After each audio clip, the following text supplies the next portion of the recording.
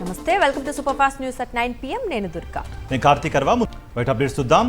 ప్రకృతి ప్రకోపానికి మనిషి నిలువెల్లా వణికిపోయిన క్షణం. హిమాలయాల్లో మరణ మృదంగం.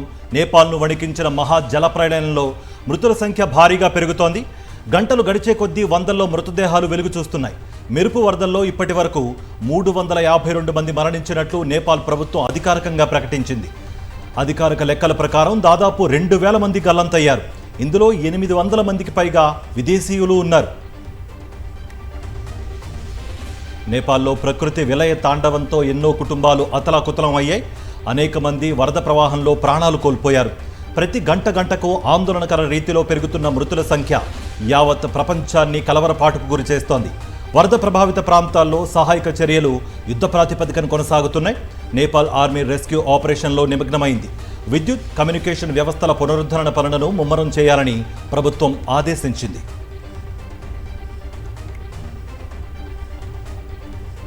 నేపాల్ వరదల్లో 288 మంది భారతీయులు గల్లంతైనట్లు విదేశాంగ శాఖ ప్రకటించింది.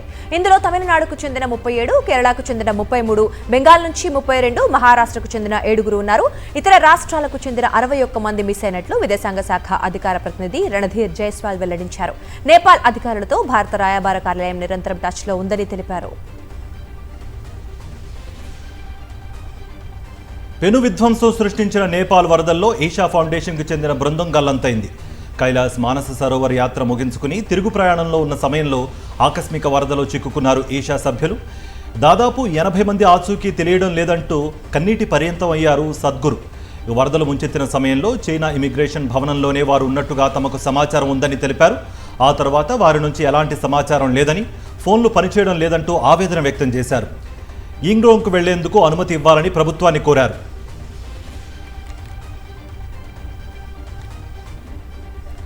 నేపాల్ వరదల్లో హైదరాబాద్కు చెందిన యువతి గల్లంతయ్యారు. మానస సరోవర్ యాత్రకు వెళ్లిన ఎల్బీనగర్కు చెందిన సుహాసిని రెడ్డి ఆచూకీ తెలియకుండా పోయింది. ఆస్ట్రేలియాలో సాఫ్ట్వేర్ ఇంజనీర్గా పనిచేస్తున్న సుహాసిని రెడ్డి ఈ నెల 19న హైదరాబాద్కు వచ్చారు. గత ఆదివారం మానస సరోవర్ యాత్రకు బయలుదేరారు. మంగళవారం రాత్రి నుంచి సుహాసిని రెడ్డి ఫోన్ కలవటం లేదని తల్లిదండ్రులు చెబుతున్నారు. ఆ కొద్దిసేపటికి వరదలు వచ్చాయని తెలియడంతో కుటుంబ సభ్యులు తీవ్ర ఆందోళనలో పడ్డారు. ఎన్ని రకాలుగా ఎంత ప్రయత్నించినా ఆచూకీ తెలియటం లేదని సుహాసిని రెడ్డి తల్లిదండ్రులు కన్నీటి పర్యంతమవుతున్నారు. వరదలతో తీవ్రంగా ప్రభావితమైన నేపాల్కు భారత్ ఆపన్న హస్తం అందించింది. సహాయక చర్యల్లో చేయూత అందించడంతో పాటు అత్యవసర సామాగ్రి తరలించి అండగా నిలిచింది. 2 వాయుసేన విమానాల్లో 47.5 టన్నుల మానవతా సాయం నేపాల్కు పంపించింది.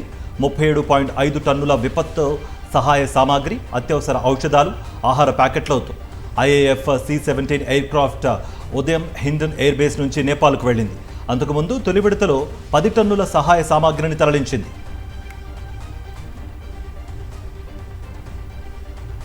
నేపాల్లో వరద విలయంతో భారత్లోని సరిహద్దు రాష్ట్రాల్లో ఫుల్ అలర్ట్ కొనసాగుతోంది. ముఖ్యంగా ఇండో నేపాల్ సరిహద్దు గ్రామాల ప్రజలను అధికారులు అప్రమత్తం చేశారు.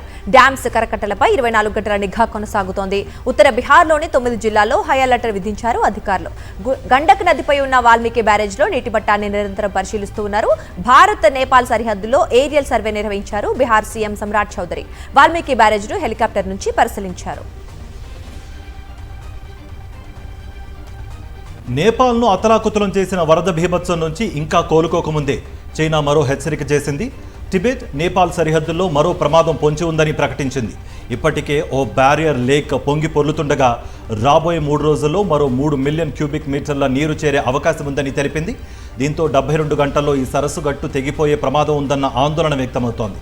హిమాలయ సరిహద్దు ప్రాంతానికి ఎగువన మరో బ్యారియర్ లేక్ ప్రమాదకరంగా మారిందని బీజింగ్ హెచ్చరించింది. చైనా జనవనరుల మంత్రిత్వ శాఖ ఈ సరస్సుపై నిఘాను మరింత పెంచింది.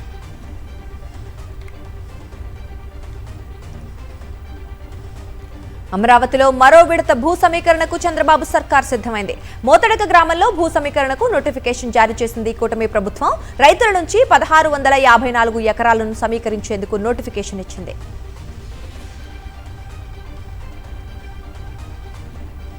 పంచదార్ల కొండ అంశంలో వైఎస్ఆర్సీపీ పోరాటానికి కూటమి ప్రభుత్వం దిగొచ్చింది. పంచదార్ల కొండను నో మైనింగ్ జోన్గా ప్రకటిస్తూ రాష్ట్ర ప్రభుత్వం జీవో జారీ చేసింది. 2.153 హెక్టార్ల పరిధిని నో మైనింగ్ జోన్గా ప్రకటించింది. కూటమి నేతలు ఇప్పటికే పంచదార్ల కొండను తవ్వేయడంతో అక్రమ మైనింగ్పై వైఎస్ఆర్సీపీ పోరాటం చేసింది. కేంద్ర ప్రభుత్వానికి సైతం వైఎస్ఆర్సీపీ నేతలు ఫిర్యాదు చేశారు. ఈ అంశంలో ప్రభుత్వంపై తీవ్ర వ్యతిరేకత రావడంతో ఎట్టకేలకు నో మైనింగ్ జోన్గా ప్రకటిస్తూ సర్కార్ జీవో జారీ చేసింది. తెలంగాణ కేబినెట్ విస్తరణకు ముహూర్తం ఖరారైనట్లు తెలుస్తోంది. వారంలో తెలంగాణ కేబినెట్ విస్తరణ జరగనుంది. విస్తరణలో భాగంగా పలువురు మంత్రుల శాఖలను మార్చనున్నారు. 2-3 మంత్రులకు ఉద్వాసన పలికే అవకాశం ఉన్నట్లుగా ఉంది. ఇక శాఖల మార్పు సంకేతాలతో 80% పైగా తమ శాఖలో పూర్తయిన పనులకు రిబ్బన్ కటింగ్ చేసేందుకు మంత్రులు సిద్ధమయ్యారు. కేబినెట్ విస్తరణ ప్రక్షాళనతోనే కొండ ఎపిసోడ్కు ఎండ్ కార్డు వేసే యోచనలో ఉన్నారు ప్రభుత్వ పెద్దలు. తెలంగాణ కాంగ్రెస్లో కొండా సురేఖ ఎపిసోడ్పై సస్పెన్స్ కొనసాగుతూనే ఉంది. కేసీ వేణుగోపాల్ ఈ నెల 31న విదేశీ పర్యటన ముగించుకుని ఢిల్లీకి వచ్చిన తర్వాత కొండా సురేఖపై క్రమశిక్షణ కమిటీ చేసిన సిఫార్సుపై నిర్ణయం తీసుకునే ఛాన్స్ ఉంది. మరోవైపు డిప్యూటీ సీఎంతో కొండా మురళి భేటీ అనంతరం ఖర్గేతో భట్టి భేటీ కావడం ప్రాధాన్యత సంతరించుకుంది. కేసీ వేణుగోపాల్ ఢిల్లీ వచ్చే లోపే సయోధ్య కుదురుతుందా, కొండా మురళి రాయబారం సక్సెస్ అవుతుందా అనే దానిపై అటు గాంధీ భవన్లో ఇటు రాజకీయ వర్గాల్లో ఉత్కంఠ నెలకొంది. కొండా సురేఖ అంశం ఏఐసీసీ పరిధిలో ఉందన్నారు పీసీసీ చీఫ్ మహేష్ కుమార్ గౌడ్. కొండా ఇష్యూపై మాట్లాడేది ఏమీ లేదన్నారు. కొండా మురళి కలుస్తానంటే భేటీకి సిద్ధంగా ఉన్నానని చెప్పారు. కేబినెట్ పునర్వ్యవస్థీకరణ హైకమాండ్ పరిధిలో ఉందన్నారు మహేష్ కుమార్ గౌడ్. జడ్చర్ల ఎమ్మెల్యే అనిరుద్ రెడ్డి మరోసారి సంచలన వ్యాఖ్యలు చేశారు. నియోజకవర్గ అభివృద్ధి కోసం డిప్యూటీ సీఎం భట్టీతోనైనా కొట్లాడతా అన్నారు. నిధులు ఇవ్వకపోతే దీక్షకు దిగుతానని చెప్పారు ఎమ్మెల్యే. ఇక కొండా వివాదంలో తాను ప్రెస్ మీట్లు పెట్టనని, మహిళ కన్నీరు పెడితే అంత మంచిది కాదని వ్యాఖ్యానించారు. హనుమకొండ కలెక్టరేట్ వద్ద తీవ్ర ఉద్రిక్తత తలెత్తింది. పాలిటెక్నిక్ విద్యార్థుల ఆందోళనకు సంఘీభావం తెలిపిన మాజీ మంత్రి హరీష్ రావును పోలీసులు అరెస్ట్ చేశారు. పోలీసులకు బీఆర్ఎస్ శ్రేణులకు మధ్య తోపులాట జరిగింది. మాజీ మంత్రి హరీష్ రావుతో పోలీసులు దురుసుగా ప్రవర్తించారు. కనీసం వాహనం కూడా ఎక్కించకుండా అరెస్ట్ చేశారు. కలెక్టరేట్ నుంచి పోలీస్ స్టేషన్ కు హరీష్ రావును కాలినడకన తరలించారు పోలీసులు. నడుచుకుంటూ పోలీస్ స్టేషన్ కు వెళ్లారు హరీష్ రావు. పోలీసుల తీరుపై బీఆర్ఎస్ కార్యకర్తలు ఆగ్రహం వ్యక్తం చేశారు. పాలిటెక్నిక్ విద్యార్థులపై రేవంత్ ప్రభుత్వం దుర్మార్గంగా వ్యవహరిస్తోందని మండిపడ్డారు హరీష్ రావు.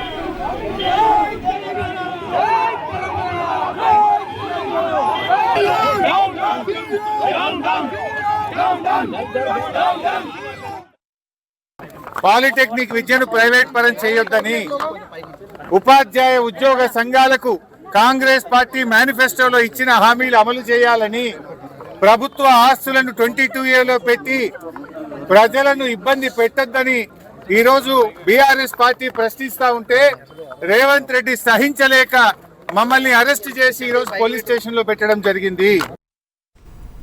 తెలంగాణలో ఆటో డ్రైవర్లకు ప్రభుత్వం గుడ్ న్యూస్ చెప్పింది. పెట్రోల్, డీజిల్ ఆటోలను ఎలక్ట్రిక్ ఆటోలుగా మార్చేందుకు కొత్త పథకాన్ని తీసుకొచ్చింది. Telangana auto rickshaw electric conversion స్కీమ్కు ప్రభుత్వం ఉత్తర్వులు జారీ చేసింది. ఈ పథకం కోసం 200 కోట్ల బడ్జెట్ను కేటాయించింది. క్యూర్ ప్రాంతంలో అర్హత కలిగిన 18,766 పెట్రోల్, డీజిల్ ఆటోలను 100% ఎలక్ట్రిక్గా మార్చడం ఈ పథకం ప్రధాన లక్ష్యం. ఇందులో 11,254 డీజిల్ ఆటోలు, 7,512 పెట్రోల్ ఆటోలు ఉన్నాయి.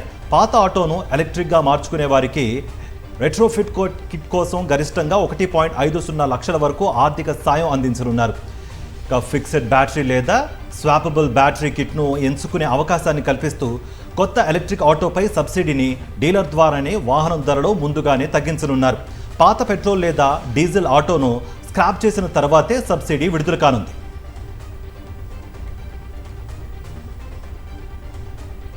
తుమ్మిడిహట్టి బ్యారేజ్ పై కీలక సమావేశానికి కేంద్రం నోటీసు జారీ చేసింది. ప్రాణహిత నదిపై తెలంగాణ ప్రభుత్వం ప్రతిపాదించిన తుమ్మిడిహట్టి బ్యారేజ్ నిర్మాణంపై ఈ సమావేశంలో చర్చించనున్నారు. ఢిల్లీలోని సేవా భవన్లో సెప్టెంబర్ 1న సిడబ్ల్యూసీ చైర్మన్ అధ్యక్షతన ఈ కీలక సమావేశం జరగనుంది. తుమ్మిడిహట్టి బ్యారేజ్ కు సంబంధించిన సాంకేతిక, అంతర్రాష్ట్ర అంశాలపై చర్చించే అవకాశం ఉంది. సీఎం రేవంత్ రెడ్డి లేఖ రిఫరెన్స్ నేపథ్యంలో ఏర్పాటు చేసిన సమావేశానికి తెలంగాణ, మహారాష్ట్ర అధికారులకు ఆహ్వానం అందింది. సంబంధిత సమాచారం, సాంకేతిక వివరాలతో హాజరు కావాలని అధికారులకు సిడబ్ల్యూసీ సూచనలు చేసింది.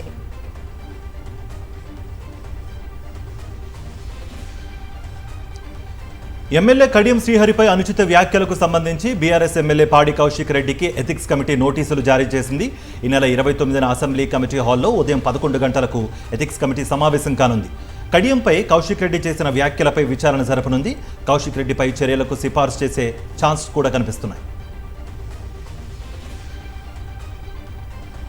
ఇక మత్స్యకారులను ఏపీ ప్రభుత్వం పట్టించుకోవటం లేదన్నారు వైఎస్ఆర్సీపీ ఎంపీ గురుమూర్తి. 24 రోజుల పాటు మత్స్యకారులు నరకయాతన అనుభవించారని, మత్స్యకారులకు అవగాహన కల్పించడంలో ప్రభుత్వం విఫలమైందన్నారు. మత్స్యకారులకు శాటిలైట్ ఫోన్లు ఎందుకు ఇవ్వటం లేదని ప్రశ్నించారు. బోట్లకు నావిగేషన్, పవర్ బ్యాకప్ ఉండేలా చూడాలన్నారు ఎంపీ గురుమూర్తి. డిఎస్సి అక్రమాలపై వైఎస్ జగన్ సిబిఐ విచారణకు సవాల్ విసిరినా కూటమి ప్రభుత్వం ఇంతవరకు స్పందించలేదన్నారు వైఎస్ఆర్సీపీ నేత Vangaveeti Narendra. DSC paper leak అయిందా లేదా అని ప్రశ్నించారు. పేపర్ నిర్వహించిన వ్యక్తే పరీక్ష రాసి మెరిట్లో ఉండడంపై ప్రభుత్వం సమాధానం చెప్పాల్సిందేనని డిమాండ్ చేశారు.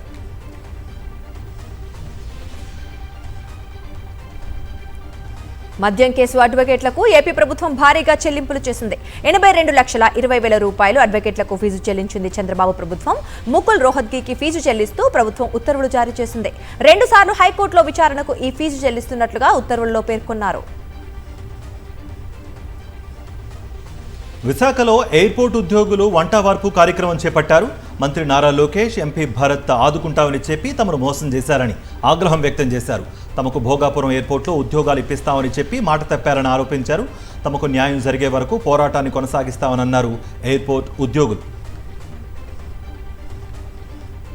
విశాఖ జగదాంబ సర్కిల్లో సిపిఐ నేతలు నిరసన చేపట్టారు. కూటమి నేతలు ఎన్నికల ముందు నిత్యావసర వస్తువుల ధరలను నియంత్రిస్తామని చెప్పి తీరా అధికారంలోకి వచ్చాక ప్రజలను మోసం చేశారని మండిపడ్డారు.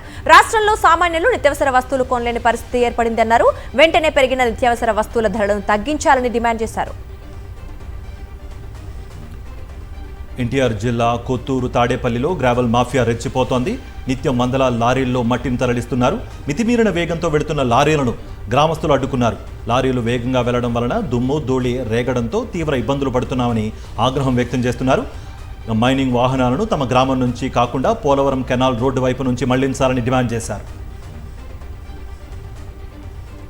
విశాఖ రేవ్ పార్టీలో టీడీపీ నేతలు కొట్టుకున్నారు. రిసార్ట్లో జబర్దస్త్ నటి బర్త్డే పార్టీ ఏర్పాటు చేశారు. పార్టీకి హాజరయ్యారు టీడీపీ, టీఎన్ఎస్ఎఫ్ నేతలు. పార్టీ మధ్యలో అమ్మాయిల కోసం కొట్టుకున్నారు. టీడీపీ నేతలు 2 వర్గాలుగా విడిపోయి కొట్టుకున్నట్లుగా తెలుస్తోంది. వెంకట దినేష్ అనే టీడీపీ నేతను కత్తితో పొడిచాడు మరో నేత చరణ్ తేజ్. ఓ ప్రైవేట్ ఆసుపత్రిలో చికిత్స పొందుతున్నాడు వెంకట దినేష్. రేవ్ పార్టీలో డ్రగ్స్ వినియోగించారా అనే కోణంలో పోలీసులు విచారణ చేపట్టారు. చిలకలూరిపేట రోడ్డు ప్రమాదంలో చనిపోయిన మృతుల కుటుంబాలను పరామర్శించారు మాజీ మంత్రి విడుదల రజని. చనిపోయిన వారికి నివాళులర్పించారు. మృతుల కుటుంబాలను ప్రభుత్వం వెంటనే ఆదుకోవాలని, వారికి ఎక్స్గ్రేషియా ప్రకటించాలని డిమాండ్ చేశారు విడుదల రజని.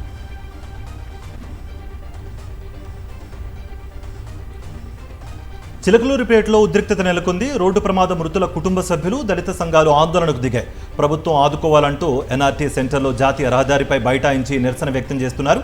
కూటమి ప్రభుత్వం ఎమ్మెల్యే ప్రత్తిపాటి పుల్లారావుకు వ్యతిరేకంగా నినాదాలు చేస్తున్నారు. మృతుల కుటుంబాలకు న్యాయం జరిగేంత వరకు ఆందోళన విరమించే ప్రసక్తే లేదని అంటున్నాయి దళిత సంఘాలు.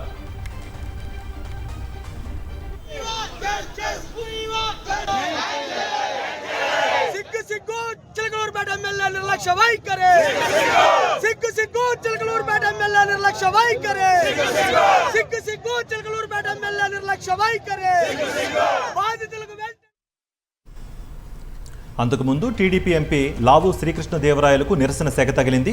రోడ్డు ప్రమాద బాధితులను పరామర్శించడానికి చిలకలూరిపేట ప్రభుత్వ ఆసుపత్రికి వెళ్లిన లావు శ్రీకృష్ణదేవరాయలను మృతుడి కుటుంబ సభ్యులు నిలదీశారు. తమకు న్యాయం చేయాలని డిమాండ్ చేశారు బాధిత కుటుంబాలు. దీంతో వినతి పత్రం ఇవ్వండి, ముఖ్యమంత్రి దృష్టికి తీసుకువెళ్తానని ఎంపీ లావు శ్రీకృష్ణదేవరాయలు చెప్పడంతో బాధితులు ఆగ్రహం వ్యక్తం చేశారు. 7 చనిపోతే వినతి పత్రం ఇవ్వాలా అని నిలదీశారు. ప్రభుత్వం పట్టించుకోదా అంటూ ప్రశ్నించారు. తమకు న్యాయం చేయాలంటూ నినాదాలు చేశారు బాధిత కుటుంబ సభ్యులు.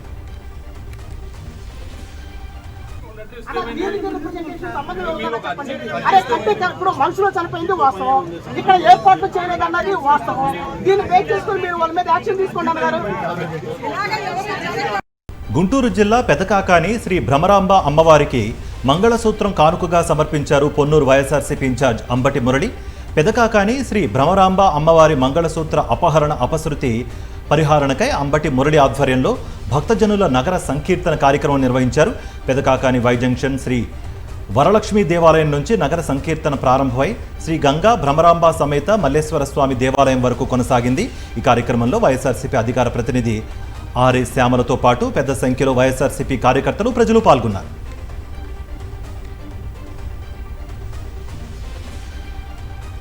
శ్రీ సత్యసాయి జిల్లా కదిరి మున్సిపల్ కమిషనర్ అజయ్ కుమార్ జన్మదిన వేడుకలు వివాదాస్పదమయ్యాయి. మున్సిపల్ కార్యాలయంలో వేడుకలు నిర్వహించడంపై సర్వత్రా విమర్శలు వెల్లువెత్తుతున్నాయి. ఈ వేడుకల్లో టీడీపీ అనుకూల ఉద్యోగ సంఘాలు పాల్గొనడంపై విమర్శలు వ్యక్తమవుతున్నాయి. ప్రభుత్వ కార్యాలయాన్ని ఫంక్షన్ హాల్ గా మార్చి బర్త్డే వేడుకలు జరుపుకోవడం ఏంటని స్థానికులు నిలదీస్తున్నారు. ఇక ప్రస్తుతం ఈ ఘటనకు సంబంధించిన ఫోటోలు, వీడియోలు సోషల్ మీడియాలో వైరల్ అవుతున్నాయి. మార్కాపురం జిల్లాలో వెలిగొండ ప్రాజెక్టు ముంపు గ్రామాల నిర్వాసితుల ఆందోళనతో ఉద్రిక్తత పరిస్థితి నెలకొంది. ముంపు గ్రామాల్లో పర్యటించేందుకు వచ్చిన కలెక్టర్ విజయ్ సునీత, జేసీ, పులి శ్రీనివాసరావు సహా ఇతర అధికారులను నిర్వాసితులు అడ్డుకున్నారు. తమకు R&R ప్యాకేజీ అందలేదని, ఇంటి పట్టాల విషయంలో గందరగోళం ఉందంటూ ఆగ్రహం వ్యక్తం చేశారు. R&R ప్యాకేజీతో పాటు ఇంటి పట్టాలు అందరికీ ఇచ్చిన తర్వాతే గ్రామాన్ని ఖాళీ చేస్తామని అధికారులను నిలదీశారు. దీంతో పరిస్థితిని గమనించిన కలెక్టర్ విజయ్ సునీత నిర్వాసితులతో మాట్లాడి సర్ది చెప్పారు. అర్హులందరికీ న్యాయం జరిగేలా చూస్తానని హామీ ఇవ్వడంతో నిర్వాసితులు ఆందోళన విరమించారు. భూపాలపల్లి మైనింగ్ ఏడీ జయరాజ్ ఇంట్లో ఏసీబీ సోదాలు జరిగాయి. ఆదాయానికి మించి అక్రమాస్తుల ఆరోపణలతో బోడుపల్లిలోని ఇంటితో పాటు ఏకకాలంలో 8 చోట్ల అధికారులు సోదాలు జరుపుతున్నారు. Hyderabad ACB joint director Sai Manohar, Warangal ACB DSP Sambaiah ఆధ్వర్యంలో అధికారులు తనిఖీలు చేస్తున్నారు. ఇప్పటి వరకు జయరాజ్ బ్యాంకు ఖాతాలో 40 లక్షలు, 20 లక్షల ఫిక్స్డ్ డిపాజిట్ కు సంబంధించిన పత్రాలు, 1.5 లక్షల నగదు, 40 తులాల బంగారం, 2 కార్లు, జనగామ జిల్లాలో 5 ఎకరాల వ్యవసాయ భూమి ఉన్నట్లు గుర్తించినట్లు అధికారులు తెలిపారు. నేషనల్ అప్డేట్స్ చూద్దాం. ప్రధాని మోదీ విదేశీ పర్యటనకు వెళ్లనున్నారు. ఆగస్టు 29 నుంచి సెప్టెంబర్ 1 వరకు ఉజ్బెకిస్తాన్, కిర్గిస్థాన్లో పర్యటించనున్నారు. ఇక ఈ సందర్భంగా కిర్గిస్థాన్లో జరిగే SCO 2026 సదస్సుకు హాజరవుతారు మోదీ. సెంట్రల్ ఆసియా దేశాలైన ఉజ్బెకిస్తాన్, కిర్గిస్థాన్లతో ద్వైపాక్షిక వ్యాపార, వాణిజ్య బంధాలను బలోపేతం చేసేందుకు ఈ పర్యటన ఉపయోగపడనుంది. అయితే ఈ సదస్సు సందర్భంగా రష్యా అధ్యక్షుడు పుతిన్తో ప్రధాని మోదీ భేటీ కానున్నారు. నియోజకవర్గాల పునర్విభజనపై కాంగ్రెస్ అధ్యక్షుడు మల్లికార్జున ఖర్గే ప్రధాని మోదీకి లేఖ రాశారు.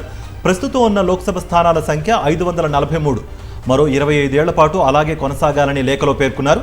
రాష్ట్రాల వారీగా ఉన్న లోక్సభ స్థానాల్లోనూ ఎలాంటి మార్పులు చేయొద్దని సూచించారు.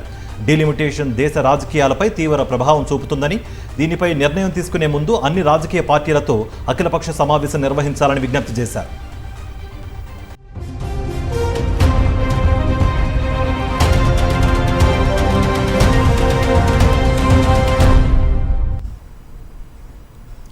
International updates.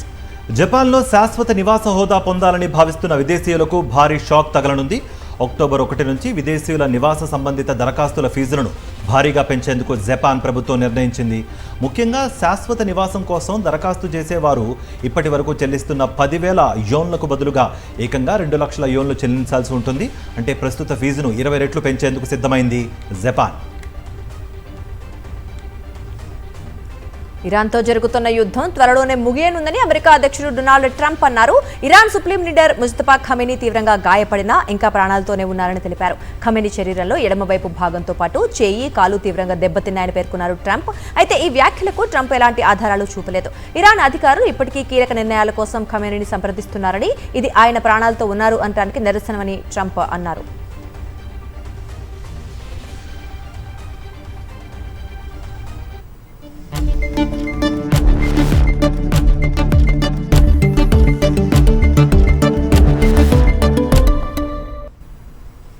Business briefs. దేశీయ స్టాక్ మార్కెట్లు ఇవాళ నష్టాల్లో ముగిశాయి. ఉదయం స్వల్ప లాభాలతో ప్రారంభమైన మార్కెట్లు చివర్లో అమ్మకాల ఒత్తిడితో నష్టాల్లోకి జారుకున్నాయి. సెన్సెక్స్ 539 పాయింట్లు నష్టపోగా నిఫ్టీ 117 పాయింట్లు కోల్పోయి నష్టాలను చవిచూశాయి. ప్రధానంగా Kotak bank, ICICI bank, tech Mahindra, BEL, Adani ports, Asian paints తప్ప మిగతా కంపెనీల షేర్లు నష్టాల్లోనే ముగిశాయి.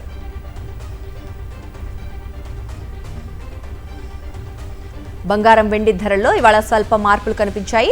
అంతర్జాతీయ మార్కెట్ల ప్రభావంతో దేశీయ మార్కెట్లోనూ ధరల్లో హెచ్చుతగ్గులు కొనసాగాయి. ఇక 10 గ్రాముల 24 క్యారెట్ల బంగారంపై 770 తగ్గి 1,62,980 రూపాయలు పలుకుతోంది. ఇక వెండి ధరలో ఎలాంటి మార్పులు లేవు. కేజీ సిల్వర్ రేటు ప్రస్తుతం 2,65,000 వద్ద స్థిరంగా కొనసాగుతోంది.